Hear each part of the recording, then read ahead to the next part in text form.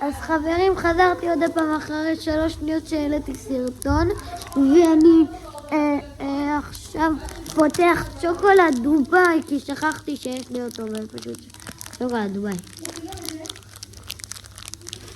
לא, שוקולד דובאי, ואני הולך לפתוח אותו ולראות מה הטעם שלו, כי לא נראה לי אי פעם טעמתי את זה.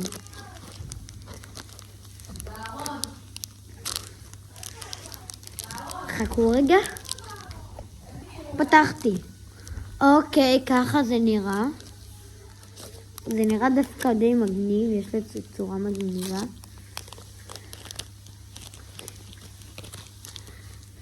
אני בחול, אז השגתי את זה בקלי קלות. השגתי את זה במכולת. אז אני עכשיו הולך לטעום את זה, ובואו נראה. תשמעו את הקראנצ'יות. לא משנה, אין קראנצ'יות, אבל בסדר.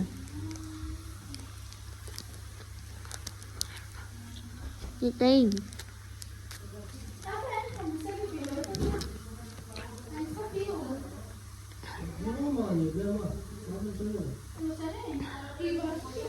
זה טעים, זה טעים. ככה זה נראה מבפנים, זה עם שערות קדאיף.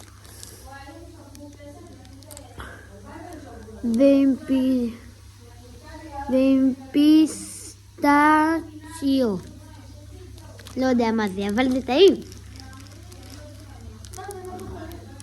שוקולד דובאי. אוי, נכון.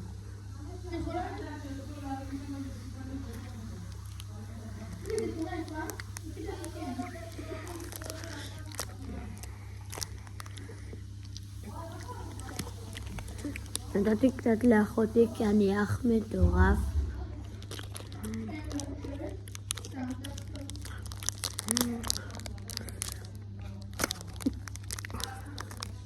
לא לרדת עליי שאני בסרטון. גם ככה תירות עליי כל יום. I don't care. זה טעים.